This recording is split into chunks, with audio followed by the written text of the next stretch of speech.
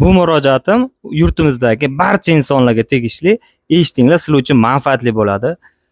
1,5-2 yil mobaynida ishlab, ter to'kib, pul yig'ib, mana shunaqa apparatlarni sotib olib, zimmaketin kichkina sex qilishga muvaffaq bo'ldik. Shu vaqtgacha 500 dan ortiq klientlarni, mijozlarni ishlarini muvaffaqiyatli tugatgan bo'lsa, endi keyingi qadamga o'tmoqchimiz. Ya'ni biz singari yoki endi boshlagan yosh, startupi bor, g'oyasi bor, ishlayman degan insonlarni birlashishga chaqiraman, so'rayman.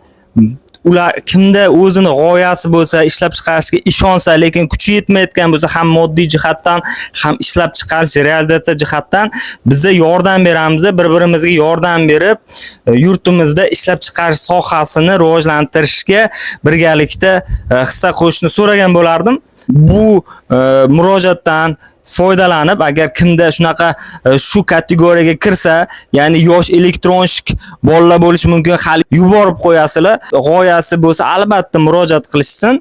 Birga o'tiramiz, maslahat qilamiz. Ishla olmasak ham qanaqadir g'oya, foydali maslahat berishga harakat qilamiz. Ya'ni bizdan ishlab chiqarish kengroq bo'lgan akalarda ham yordam so'raymiz. Ya'ni bizani ishlab chiqarish qobiliyatimizdan, ishlab chiqarish imkoniyatimizdan kelib chiqib turib, bir loyihalar berib birgalikda ishlashga so'rab qolaman. Loyihasini realizatsiya qilishga qiynaladigan bo'lsa, birgalikda o'samiz, birgalikda rivojlanamiz.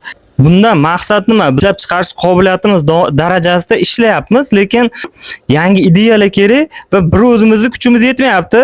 Shu uchun bizga o'xshagan va yarim imkoniyati bor insonlar bilan birlashib, bir butun bo'lib, ko'proq loyihalarni realizatsiya qilish.